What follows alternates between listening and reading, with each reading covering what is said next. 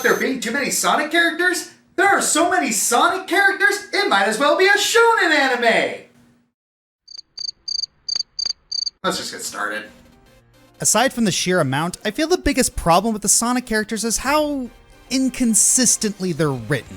Seriously, Friendship as Magic wishes its cast could be this all over the place. Take Knuckles, for instance. When he was first introduced, he was a tough yet naive character who was taken advantage of and manipulated into fighting against Sonic. These days, his gullibility has been flanderized into flat-out stupidity. Unfortunately, Knuckles is one of many examples to be found. In spite of all that, I do genuinely like most of these characters. So for this week, I'll be counting down my top 10 favorite Sonic characters. First, how the characters play in their games isn't really a factor for me. That's something we'll get to later in the month. For 2, these characters have to have debuted in the games, not the comics or the cartoons. Sorry in advance to all the Sally Acorn fans. With that said, how the characters are portrayed in said other media can be a factor. Otherwise, we wouldn't be able to talk about the glory that is the Sonic Boom cartoon. So with that out of the way, let's continue to go fast. Here are the top 10 Sonic characters.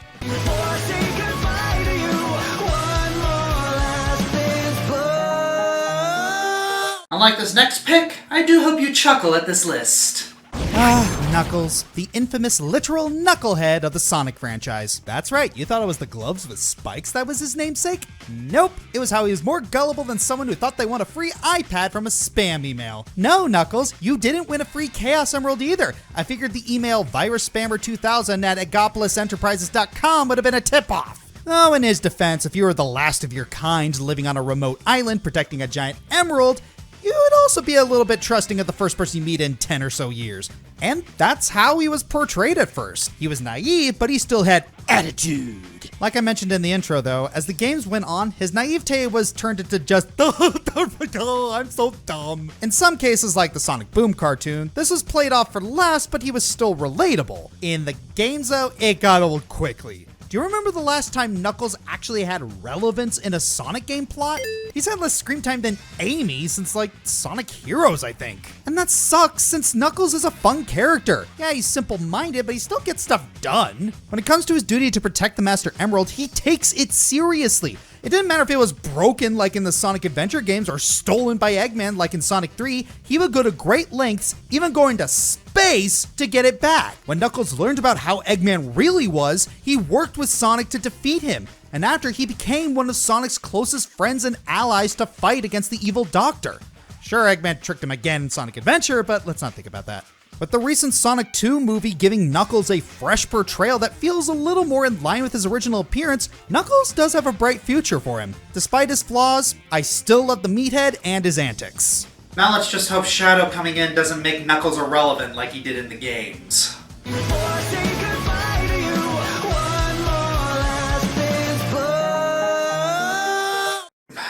The comments that we can say about this guy. Some have said defending him is a wasted effort. Or you could also say, it's no use.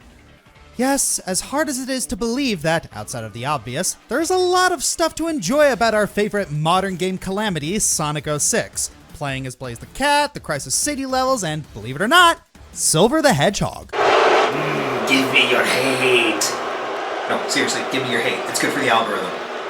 I don't blame fans for giving Silver, such a hard time, but after a while, it starts to get old. Just because Sonic 06 was a bad game, it doesn't mean Silver's a bad character, and he really isn't.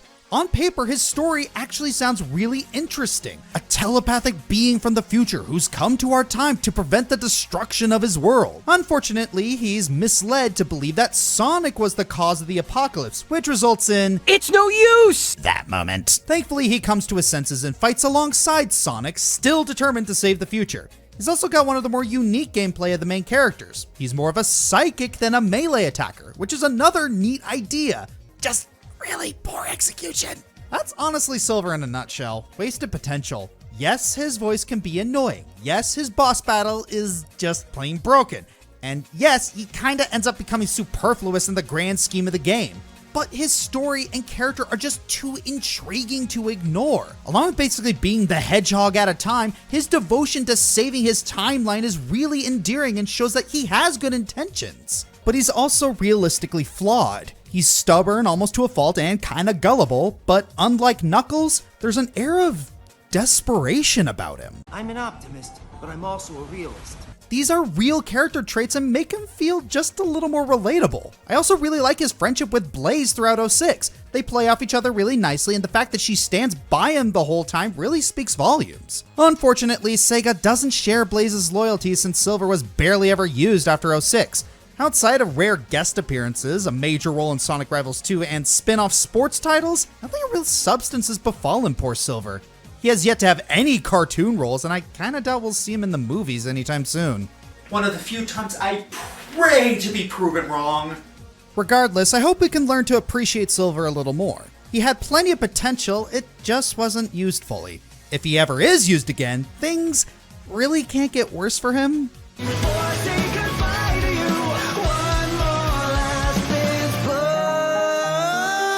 The evil doppelganger, a trope as old as time. As with every trope, there are times when it's done well and times when it's done not so well. Fortunately, we're here to talk about one of the good ones. Dr. Ivo Eggman Robotnik, in his eternal quest to overcome a speedy blue hedgehog, decided that one day the best method of dealing with this pest was to fight fire with fire. So he turned his incredible genius towards creating a robotic copy of his foe.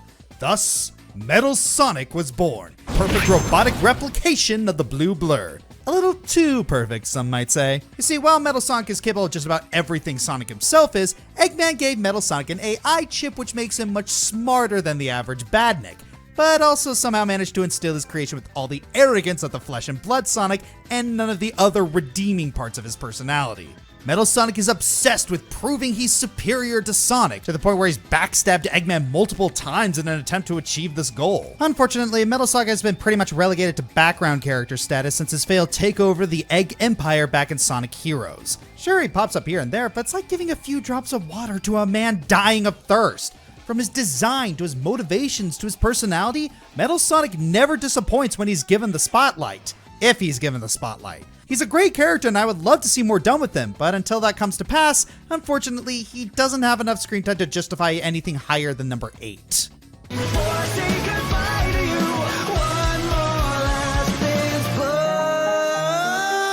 Time for number 7, and for no particular reason. Ari, activate lockdown procedures and flame shield protocols. Why?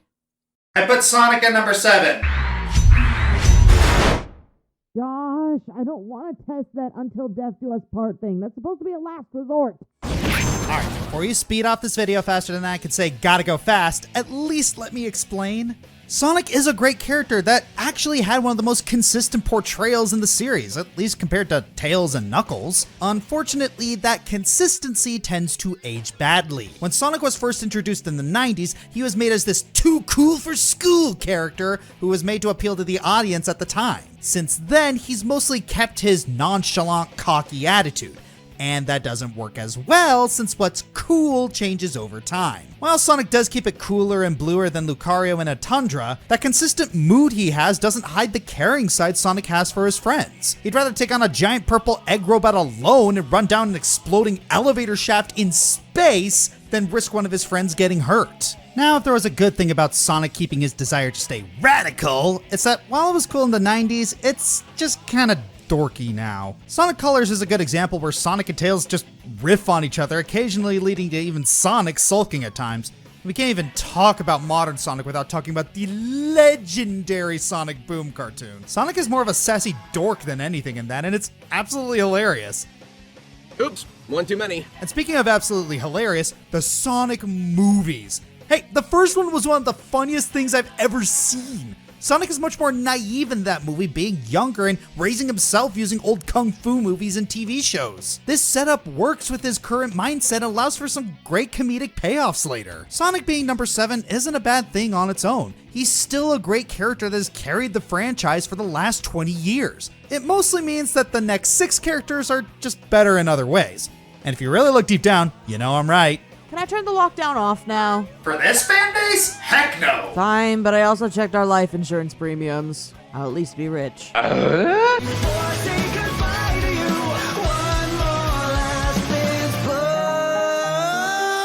Sonic was able to cater to a lot of kids in his time thanks to his cool and edgy attitude, but Sega apparently didn't think that was enough. According to them, being hip and confident doesn't quite cut it. They gotta look deeper, deep into the dark and brooding light shedding through the angsty marshes of adolescence. They need Shadow the Hedgehog.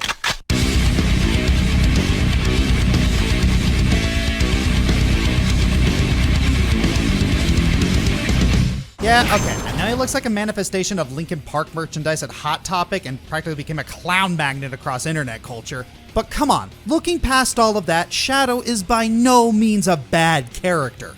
Like most Sonic characters, he has his moments of ups and downs. Whether you like him or not, I think we can all agree that power-wise, Shadow is freaking awesome! His chaos control abilities give him the power to fire spears, teleport, and even warp time around him. And unlike our Paragon leading Sonic, our definite Renegade Shadow is not about busting out these powers anytime he wants. On top of that, it's refreshing to have someone who catches up with Sonic's speed and power, considering how often Sonic's portrayed as some untouchable being when he really isn't. Getting into those down moments, Shadow's pretty much the poster boy for bad amnesia tropes done as an excuse to get him to brood about who he is and what he should do. You know, a metaphor for the complexity of teenage life. But hey, apparently that's still a little too subtle, so throw some guns in there for good measure. With guns! All that pretense made us forget that story-wise, Shadow can be legitimately compelling. A biological experiment created by Gerald Robotnik as a vessel to develop a cure for his granddaughter and Shadow's closest friend, Maria. After he tragically lost her, all he can think of is taking his revenge on humanity for her death. He's cocky and condescending as a result, but not without his wise moments. He grows a mutual respect for Sonic as his rival over time, and even looks out for his closest allies without actively getting under their or the player's skin, unlike some team players. While a handful of edgelords stay the same for the sake of pandering, Shadow actually grows as a character. Once he remembered Maria's last words, he gave it his all to save humanity as she wished, saving them from threats like the Bio Lizard and Black Doom. While he still holds disdain for humanity's weaknesses, he's willing to put aside those grudges and do the right thing in the end. Heck, after what he's been through, he's able to take a fitting role as a good mentor figure for characters like Silver and Emerald, getting through to their dilemmas and helping them find a good footing as he did. It is so weird to think that some of Shadow's best moments are from these two games. Shadow's legacy has long been tainted by edgy marketing, stiff writing, and a bad influence on the community's behavior. But looking past all that, there's a good reason some people still love Shadow unironically. He's one of Sonic's biggest and most developed characters. Plus, there's always something to admire about characters with the strength to not let their angst and pettiness cloud their dedication for goodwill. And hey, if you're looking for a more accurate depiction of a tryhard so edgy it's embarrassing, there's always Infinite. I am not weak!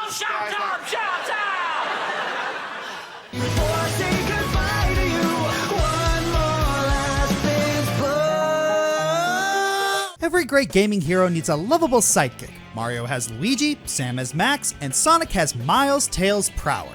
Ever since he first appeared in Sonic 2, he's become a mainstay of the franchise, appearing in nearly every major piece of media.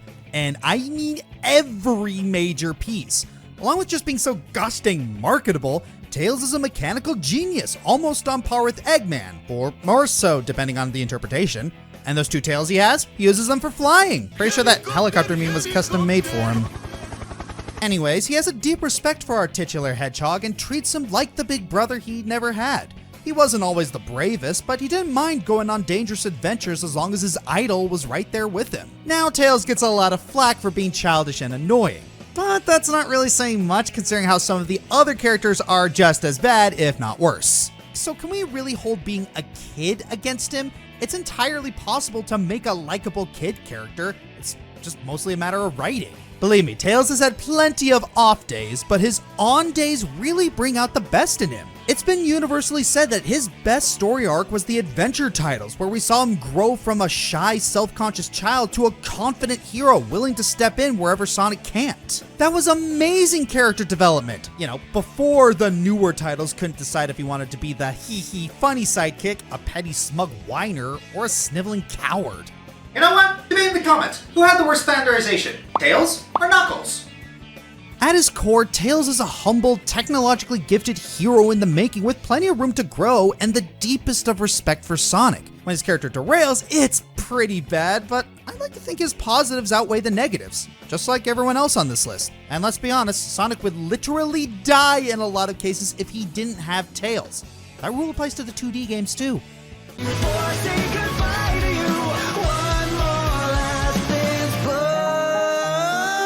Yeah, I honestly feel bad I forgot about this character during Failed Heroes. Well, better late than never to amend that! Sonic's had a few fighting games over the years, though none of them really came close to being as popular as the main series games. Not surprising, since they tend to range from mediocre to mostly decent. Sonic Battle sort of edges between the two. It has great mechanics, visuals, and features the Adventure Cast as its roster. Well, except Big. A moment of silence for Big the Cat's 2 fans. That aren't comic!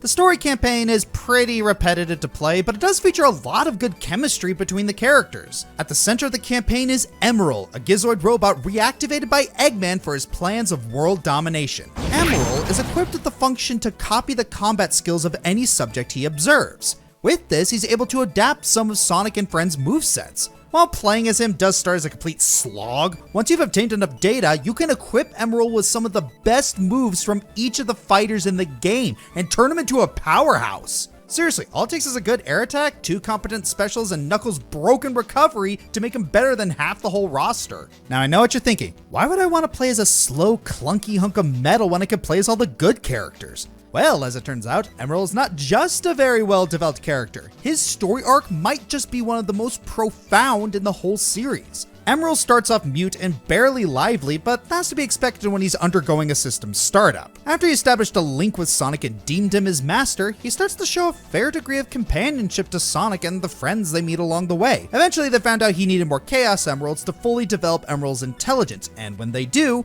we get to see how much Emerald grows based on who he interacts with. Interacting with Sonic makes him act cool, Tails makes him mellow and polite, and Knuckles makes him stubborn and rude. He's very much like an excitable child who takes what he wants and pokes fun at his friends. It's pretty hilarious, especially when we get to see him give Rouge and Knuckles a taste of their own medicines. Adding on, he grows a compassionate side from helping Amy get stronger and protecting Cream when she was captured. He's pretty much become everyone's adorable bosom buddy as they do their best to nurture him in their own way. Sadly, the happy moments don't last. It's not long before everyone discovers that Emerald is an ancient war machine built to destroy the world once he obtains all 7 emeralds. Good news is that Shadow activated a backup code registered by Gerald Robotnik to alter Emerald's program and keep his good personality.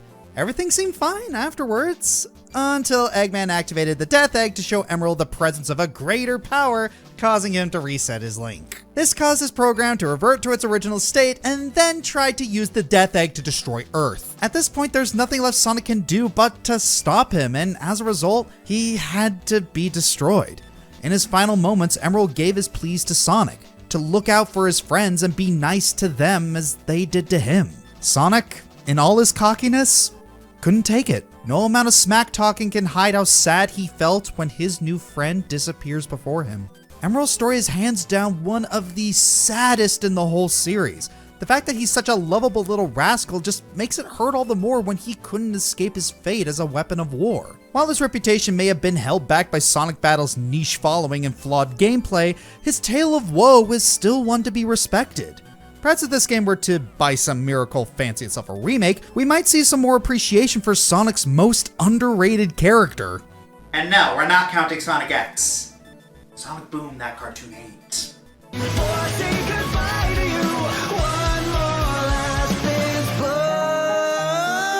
So, what happens if you take Emerald's story, make it shorter, and with an ending just as impactful? Well, you get Gamma's story in Sonic Adventure. I don't think many people will be surprised to see Gamma on this list and as high as he is. For those who are surprised, let's talk about it. E102 Gamma is one of the E100 robots Eggman created in Sonic Adventure to find Froggy. After successfully finding Froggy and giving it to Eggman, he was praised. But the other E100 robots were scrapped and repurposed in other areas for guard duty as a result of their failure. Gamma was then tasked to get a bird from the captured Amy Rose. On his way, he sees his fellow E100 robot, E101 Beta, getting dismantled and reconstructed in a seemingly painful procedure. He disregards this for now and goes to find the pink hedgehog and her bird wasting away. When Gamma asks for the bird, Amy tries to protect it. This action confused Gamma and started to cause a conflict of interest within his system. This leads him to let Amy and her bird go. Without any time to process what he's done, Gamma is then tasked to fight Sonic and Tails on deck. He almost loses, but is saved by Amy, who calls him her friend. Sonic relents and Amy tells Gamma to free himself before the egg carrier explodes. Gamma escapes the falling egg carrier and starts to see several images in his mind, including Amy, the other E100 robots, and Amy's bird. Gamma becomes fully sentient and decides to go against Eggman. Knowing that the different robots are animals that are trapped, Gamma finds the repurposed E100 robots and destroys them one at a time. Eventually, Gamma finds Beta again completely transformed. After a difficult fight, Gamma successfully beats him, but Beta was able to get a final fatal shot before he explodes. Out of Beta comes a green bird. Looking at the green bird, Gamma finally remembers that he's a bird himself and was family to Beta's bird and Amy's bird. Deciding not to activate his auto repair system, Gamma explodes himself, releasing the pink bird inside. The two birds then fly away to find the child they left behind. Yay! Sonic Team? Holy crap, I think you can see why I have Gamma here. Out of all the Sonic characters that exist, Gamma's one of the most fleshed out and developed ones. We literally see his entire life, from when he was activated to his overall passing and return to his true form. You can make an argument that Emerald's a more developed and tragic character as we spend more time with him and we need to put him down ourselves, but that doesn't dampen the impact Gamma had on us when we were young. Call it nostalgia bias, but his death scene was still one of the saddest moments in a game for me, and that hasn't changed now. I hope wherever he is, he's living happily with his family.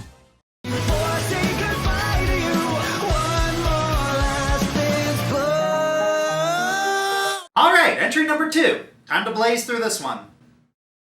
Yes, that was a pun. Yes, it's Blaze the Cat. Let's go! Been a while since the Fire Kitty was on one of my countdowns. Blaze as an edgelord? Actually done well.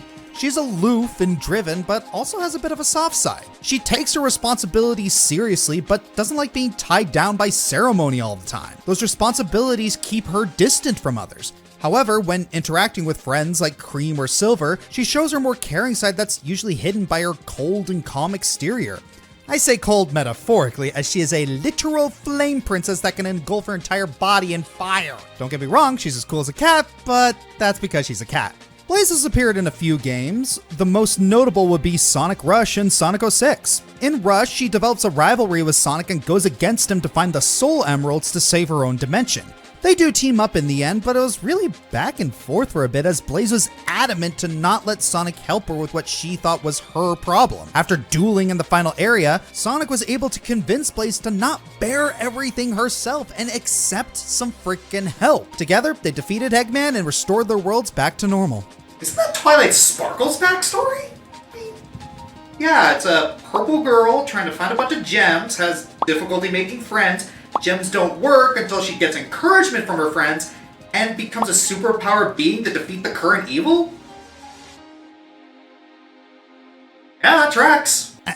Anyways, in Sonic 06, she teams up with Silver to save their apocalyptic future. This also pits her against Sonic temporarily, but that misunderstanding gets cleaned up right quick. She and Silver then help Sonic protect Elise from Eggman. One of my favorite scenes with her is at the end of Silver's story, where she sacrifices herself to seal the primordial flame Iblis and save everyone. It just goes to show that despite how she acts in the early days of Rush or at certain times in 06 and Rush Adventure, she will still do what needs to be done for her friends and rely on them if needed. I've talked about Blaze's backstory and abilities in her other segments, so I wanted to go into a little background on her game appearances here. For those surprised she isn't number 1, it was a tough choice, but there's one character I feel deserves it more than Blaze. No matter what though, if her dimension's in peril, you know she will step up to defend it. Eraser Jin, Sonic and the Secret Rings. Diet Hades here puts Sonic on a death timer. Oof. Merlina, Sonic and the Black Knight. I always wanted more nihilism in my goofy Sonic game. Rouge the Bat, Various. She's legit interesting, just wish people recognize her for something other than... Booba. that.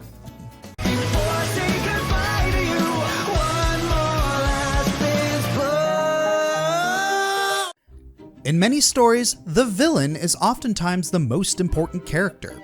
They're usually the one who initiates the conflict. Seeing the hero take them down can be one of the biggest reasons we engage with fiction. Speaking of villains, you probably noticed a distinct lack of a certain character in these entries, so let's not beat around the bush. Give it up for the one, the only... Robotnik! Remember how I said earlier that Sonic characters tend to be inconsistently written? Dr. Robotnik / Eggman is the glorious exception. In every single one of his appearances across all media, he's fantastic. Whether it's the games, the cartoons, or the movies, Eggman is always entertaining. Every single one of his actors, Mike Pollock, Jim Carrey, John William Baldry, they all managed to bring something new to the table while keeping him familiar. To say nothing of Jim Cummings in Sonic Sat AM, who manages to make Eggman legitimately terrifying. Snively, what color is my heart? I don't see a heart, sir. Exactly.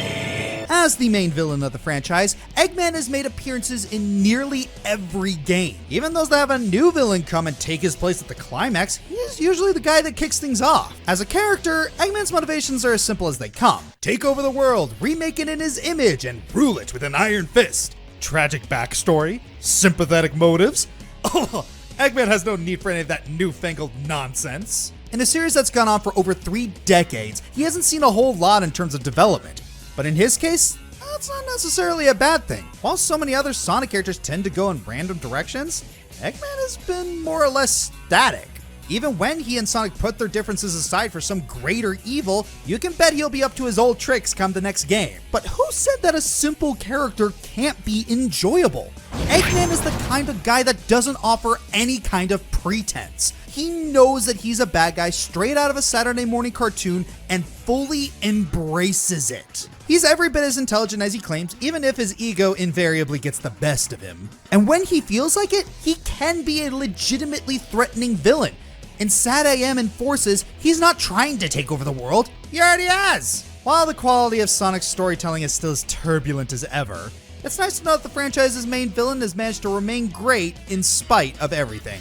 I'm Josh Scorcher, and next time we're going to be looking at Sonic bosses. Yep. Oh, random bit of trivia. Did you know that Eggman canonically swore? Check it out for yourself. What the hell?